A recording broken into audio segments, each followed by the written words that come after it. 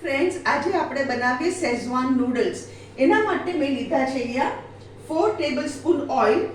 સૌથી પહેલા હું તેલ ગરમ કરવા મૂકી દઉં. એટલે તેલ ગરમ થાય એટલે હું તમને કહું બીજી કઈ સામગ્રી એમાં જોશે. આ તેલ ગરમ કરવા મૂકી દીધું અહીંયા. એક મોટો વાટકો કોબી, એક કાંદો મીડિયમ સાઇઝ, એક capsicum medium size, 300 grams noodles. એને બોઇલ કર્યા, ગરમ પાણીમાં નાખીને બોઇલ કર્યા, પછી એને ગાળીને ઠંડા પાણી નીચે મૂકીને તેલ લગાવીને રાખ્યા છે. બીજી જોશે 1 વાટકી, સ્મોલ વાટકી શેઝવાન સોસ. એ સેમ વાટકી છે ટમેટો કેચઅપ, હાફ ટીસ્પૂન મરી પાવડર અને 1 ટીસ્પૂન સોયા સોસ અને સોલ્ટ સ્વાદ અનુસાર. હવે સૌથી પહેલા આપણે કાંદા કરશું.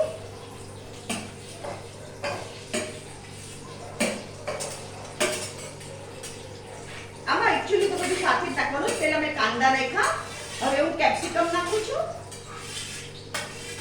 અને કોબી બી નાખી દઉં છું.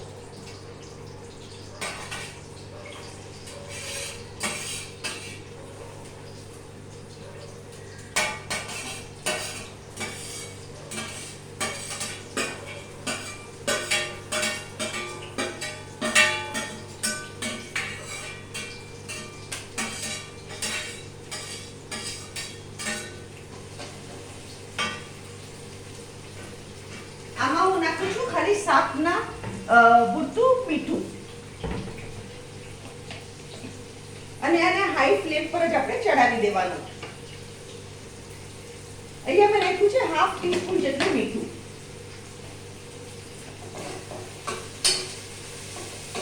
એને હાઈ ફ્લેમ પર આપણે ચડાવી દઈએ.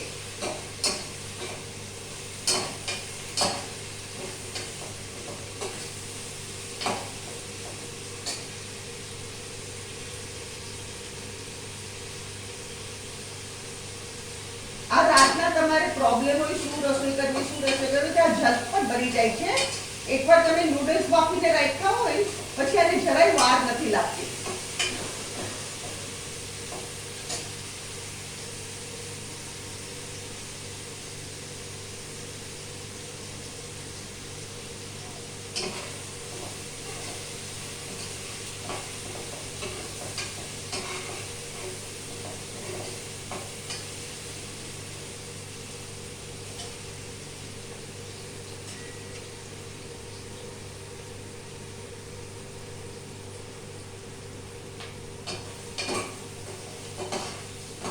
બે મિનિટ એને એવી રીતે હલાવતા રહેવાનું.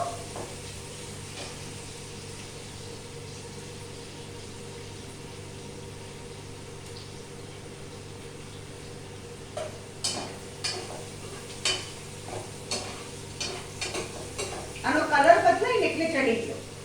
કલર બદલાશે હમણાં.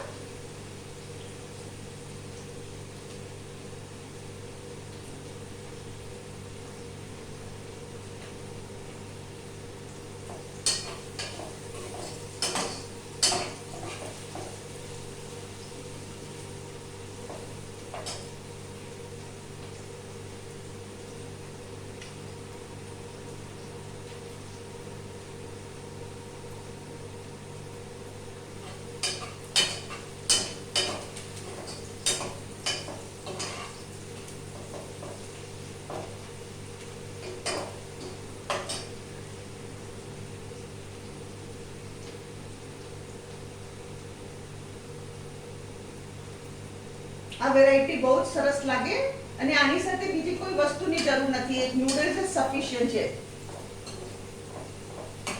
અગર તમે સાથે ફ્રાઈડ રાઈસ બનાવો તો ઠીક છે, અને નહીં તો એમને નૂડલ્સ એ પેટ ભરાઈ જાય.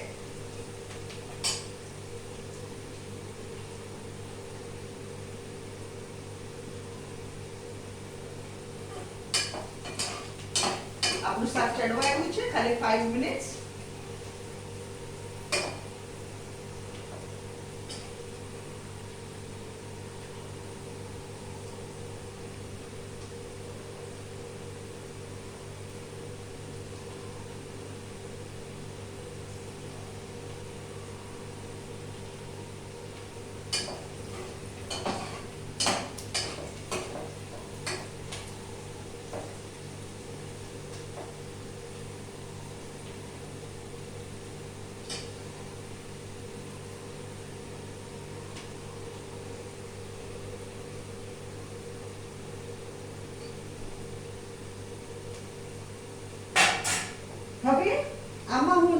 પહેલા શેઝવાન સોસ,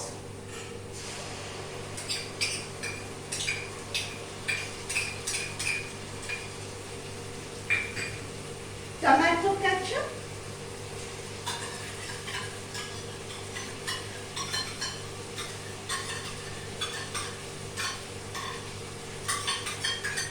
તમે અગર કાંદા ન ખાતા હોય તો સ્કીપ કરી શકો છો, સોયા સોસ,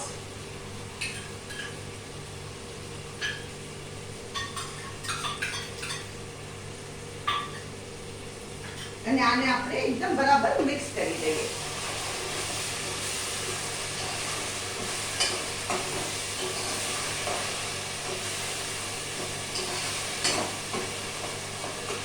હવે હું નાખું છું બોઇલ્ડ નૂડલ્સ. અહીંયા ગેસ ધીરો કરું છું બોઇલ્ડ નૂડલ્સ નાખવા ટાઈમે.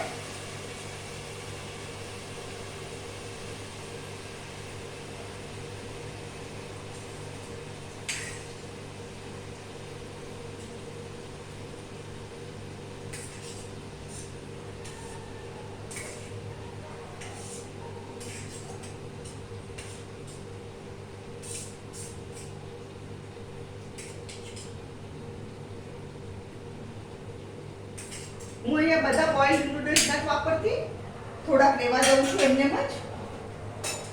અને હવે આપણે નાખશું નૂડલ્સના ભાગનું સોલ્ટ,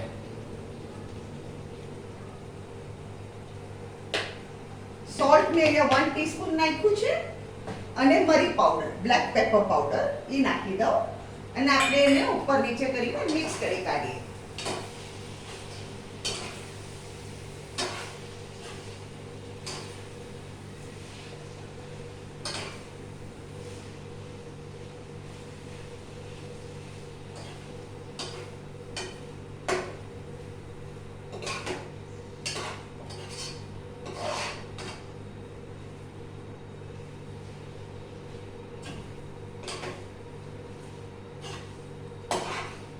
આમાં તમે છે ને મેં રેસીપી આપીને એક કાંદો, એક મોટો વાડકો કોબી અને એક કેપ્સિકમ, એમાં 200 ગ્રામ જેટલા નૂડલ્સ લેજો. આમાં 200 ગ્રામ જેટલા નૂડલ્સ મેં લીધા છે.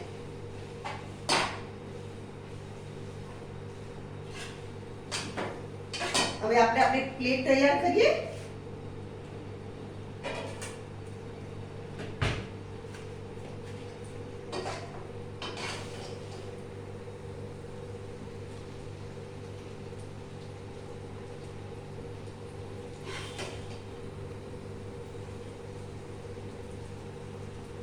અહીંયા હું ગેસ બંધ કરી દઉં છું.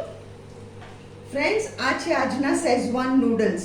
અગર તમને મારી રેસીપી પસંદ આવે તો પ્લીઝ કમેન્ટમાં લખો તમને મારી રેસીપી કેવી લાગી, અને મારી વિડીયોને શેર કરો, મારી વિડીયોને લાઈક કરો, અને મારી ચેનલને જરૂર સબસ્ક્રાઈબ કરો.